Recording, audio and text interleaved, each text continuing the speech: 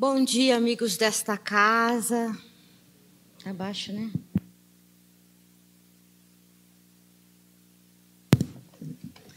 Que Jesus possa derramar as suas bênçãos sobre nós, nos aquecendo, sobretudo aquecendo a nossa alma.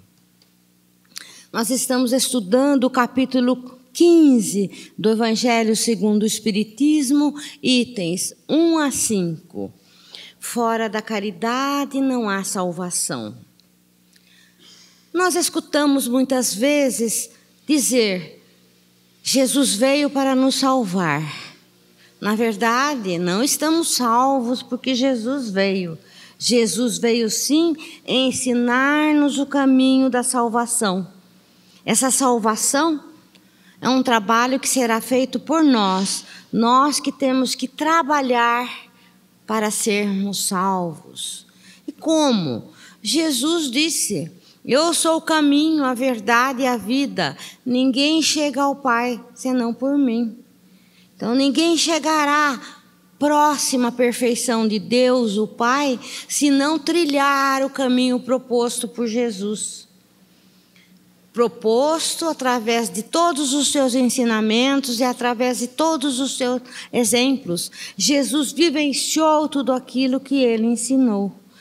Então, o que é salvar-se? Salvar-se é evitar para si mesmo a dor e o sofrimento. Nós conhecemos a lei de causa e efeito, a lei de ação e reação. Tudo que fazemos para nós retorna. Jesus disse: a semeadura é livre, mas a colheita é obrigatória. Então, tudo aquilo que nós fazemos para o nosso próximo, todos aqueles atos que praticamos, para nós eles retornam. Então, é muito interessante que pratiquemos bons atos, porque daí boas coisas retornarão para nós.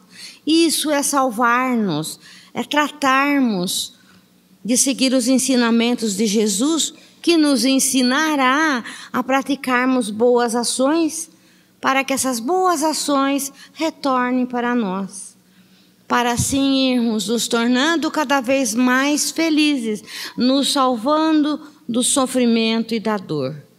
Então podemos nos salvar, nós temos essa condição e fomos sempre orientados por espíritos superiores que encarnavam entre nós e, sobretudo, pelo maior de todos, que foi Jesus, que deixou gravado na Boa Nova o seu maior ensinamento, a essência dos seus ensinamentos, que é a prática do amor. Amor ao próximo, amor sem restrições, amor sem esperar recompensas. Amor ao próximo, que é a caridade. Fora da caridade não há salvação. Então, um dos meios de nós nos salvarmos será praticarmos a caridade. A palavra caridade vem do latim caritas, que significa o amor que se desloca. Então, caridade é um movimento de ação, não de inércia, de busca do necessitado, de colocar-se à disposição daquele que está em apuros, que está precisando, seja do que for, e seja ele quem for. Caridade é um gesto de desprendimento quando nós deixamos de lado o orgulho e o egoísmo. O orgulho e o egoísmo é que travam o nosso desenvolvimento, é que travam o nosso crescimento, que nos dificultam a nos elevarmos a patamares superiores. Então precisamos deixar de lado o orgulho e o egoísmo e irmos de encontro ao nosso próximo através da prática da caridade. Certa vez um doutor da lei pergunta a Jesus: como é que eu consigo o reino dos céus? Era uma preocupação constante deles, a busca do reino de Deus, do reino dos céus. E nós sabemos que reino de Deus, o reino dos céus, não é um lugar geográfico, não é um lugar determinado. O reino dos céus habita dentro de nós. É uma condição da nossa alma. É sentirmos a plenitude da paz, do dever cumprido, da alegria perene, Esse é o reino dos céus. E é uma conquista também que é feita por nós através dos nossos esforços, eliminando assim as nossas imperfeições. Então esse doutor da lei pergunta a Jesus, né? Sempre Jesus foi provocado por aqueles homens que frequentavam o templo para ser analisado, para ver se não caía em contradições. Então lhe perguntam: como é que eu consigo o reino dos céus? E Jesus fala: está na lei, não está escrito lá? Amará teu Deus de todo o seu conhecimento, todo o seu entendimento, de toda a sua compreensão, de todo o seu coração, de todo o seu amor. Amarás a Deus e depois ao próximo como a ti mesmo. Né? Essas três colocações, uma implica na outra, porque quando eu amo Deus, eu tenho que amar a sua criação, que é o meu próximo e a mim mesmo. Quando eu estou amando o meu próximo, eu estou amando a Deus, porque eu estou amando a sua criação. Estou amando-me porque eu estou produzindo para mim o melhor. Eu estou progredindo espiritualmente. Então, amar a Deus, ao próximo e a si mesmo é tudo o que contém. É tudo que é necessário para que se dê o nosso progresso. Aí, esse doutor da lei, após ouvir estas palavras, ele pergunta, também provocando: mas quem é o meu próximo? Aí Jesus, então, conta-lhe a parábola do bom samaritano. Jesus gostava de ensinar através de pequenas histórias, que são as parábolas que tinham um fundo moral. Que diz, eu vou ler na íntegra e depois nós vamos estudá-la.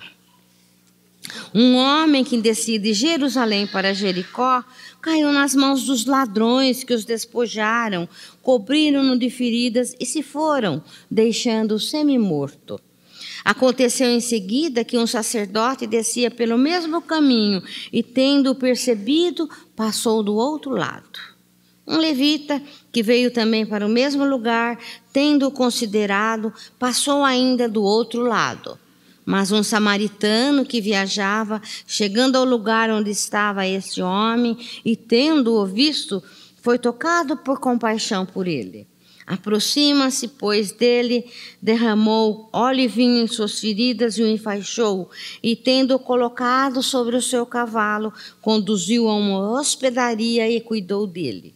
No dia seguinte, tirou 2 moedas e as deu ao hospedeiro, dizendo: tende bastante cuidado com este homem, e tudo o que dependerdes a mais, ou eu vos restituirei no meu regresso. Qual desses 3 parece ter sido próximo daquele que caiu nas mãos dos ladrões? O doutor da lei lhe respondeu: aquele que exerceu a misericórdia com ele. Jesus diz, e depois fazei o mesmo. Então vejam quantos ensinamentos nessa parábola, né? Primeira parábola do bom samaritano. O samaritano era visto entre os judeus, os praticantes da religião israelita, não era bem visto o samaritano, porque ele tinha umas ideias um pouco diferentes. Eles não queriam adoração a Deus lá no templo de Jerusalém, aquele templo imenso que sofreu tantos bombardeios e que ainda sobrevive. Eles achavam que Deus, né, deveria ser adorado nos montes, em meio à natureza, e tinham outras ideias. Então eles não eram considerados boas pessoas. Por isso a parábola diz o bom samaritano, porque os outros não eram bons. Então eles calculavam que este homem foi bom. E Jesus conta então que descia de Jerusalém a Jericó. Descia, Jerusalém era a cidade da espiritualidade. Era lá que havia o templo, era lá que havia muitas orações, que todos praticavam o conhecimento da lei, todos estavam ali em oração continuadamente. E Jericó era a cidade dos negócios, né, da materialidade. Então, veja, desceu do lugar da espiritualidade para o lugar da materialidade, do materialismo, né? As vibrações caem, né? Então, esse homem desceu. Que homem era esse? não é dito quem era, né? Não se fala o nome desse homem, nem a sua religião, sua posição econômica, sua posição social, e ele foi assaltado. Há 2000 anos ainda, depois de Jesus, ainda as pessoas são assaltadas, são espoliadas, maltratadas e roubadas. Há 2000 anos ainda se repetem as ações tão tristes do passado. Esse homem é ali abatido, fica ferido e passa um sacerdote, mas ele ignora, ele segue. O sacerdote era conhecedor das leis que eram aprendidas e estudadas lá no templo, e ele ignora aquela criatura. Passa seguidamente um levita. Quem era o levita? O levita era o auxiliar do sacerdote, também conhecedor das leis. Passa seguido, passa ignorando aquela situação. E quem o auxiliou até o fim foi aquele homem, que não era visto com bons olhos. Então, que o levou até para uma hospedaria, curou suas feridas, como era o costume, com azeite, com vinho, paga para o homem da hospedaria cuidar dele, e disse que, se fosse necessário, daria até mais dinheiro. Então, ele portou-se como uma boa criatura. Uma pessoa tida como má foi aquela que praticou a caridade. Então, não importa a religião, não importa termos religião, porque não é a religião que faz a criatura, é o desejo de seguir as instruções de uma religião.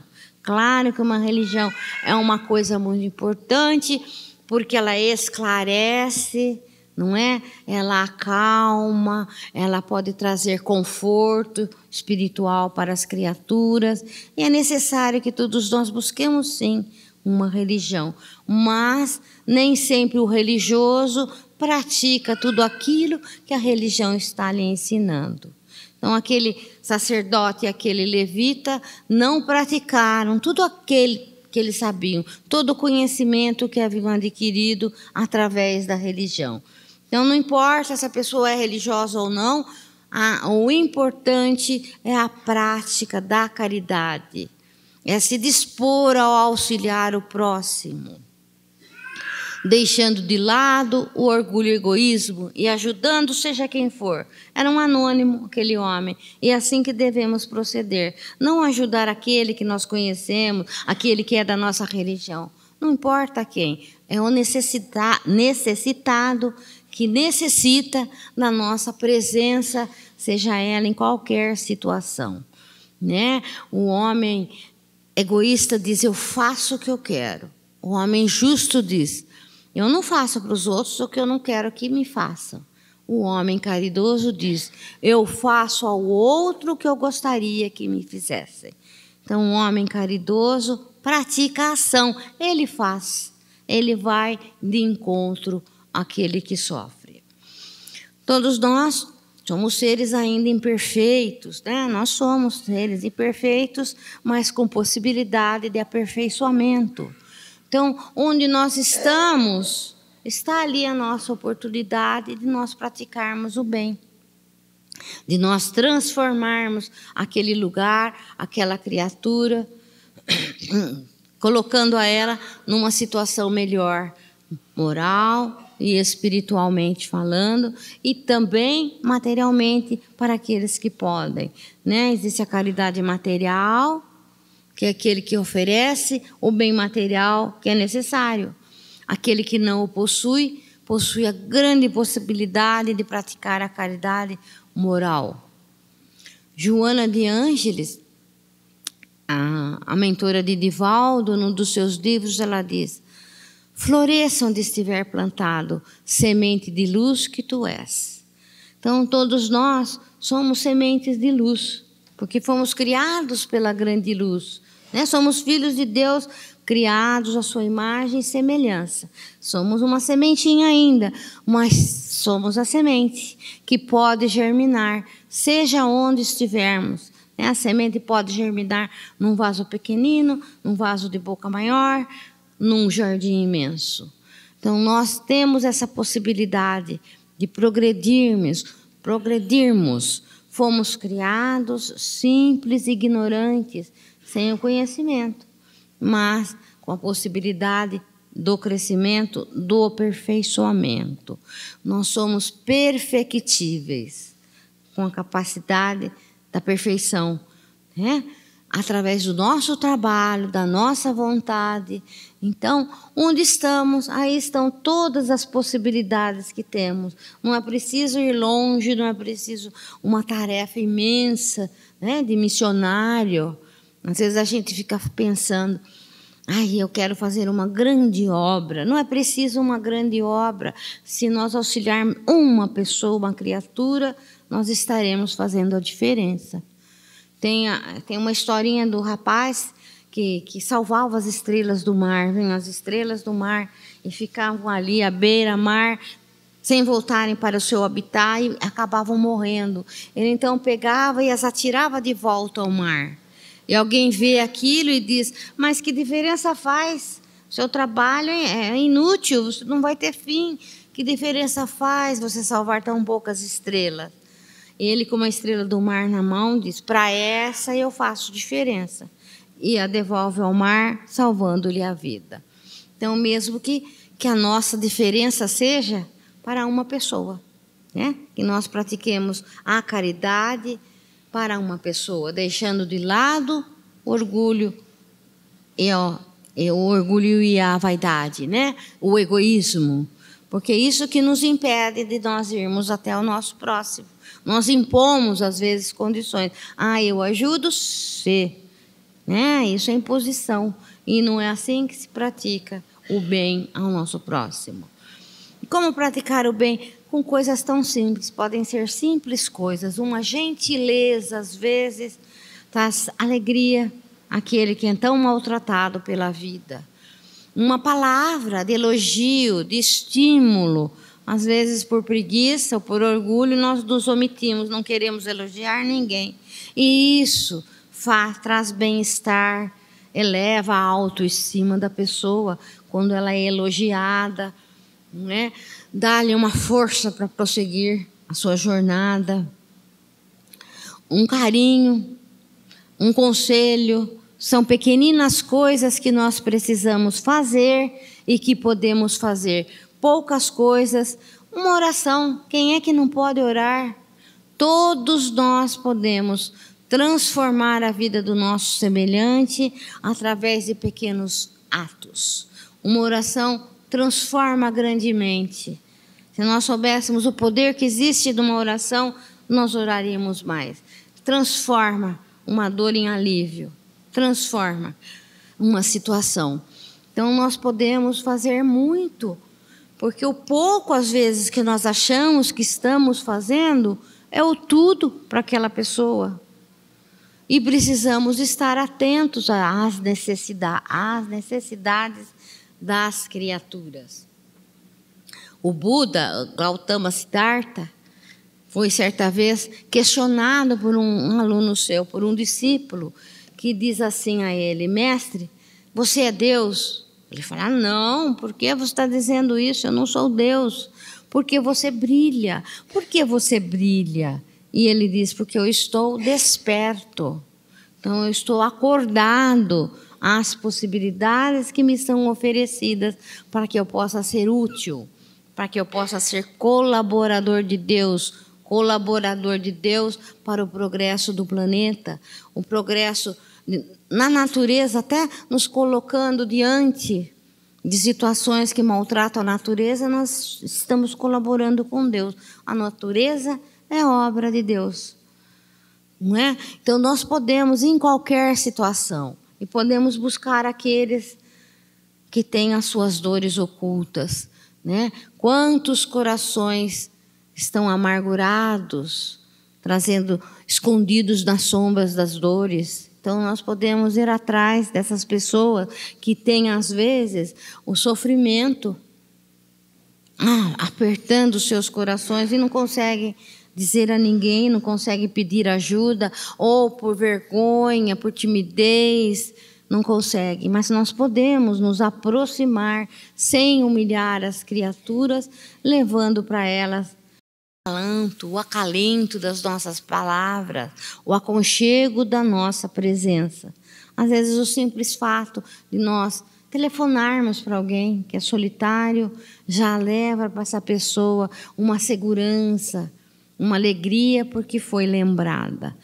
Como nós precisamos dos outros, né? Nós somos o próximo do próximo. Nós não podemos esquecer disso. Nós precisamos também da caridade dos outros, da oração das pessoas, da potencialidade e conhecimento dos outros que nós não temos, da capacidade do outro, da formação profissional do outro. Nós necessitamos das criaturas. Então, nós também precisamos dar muito para precisar de pouco.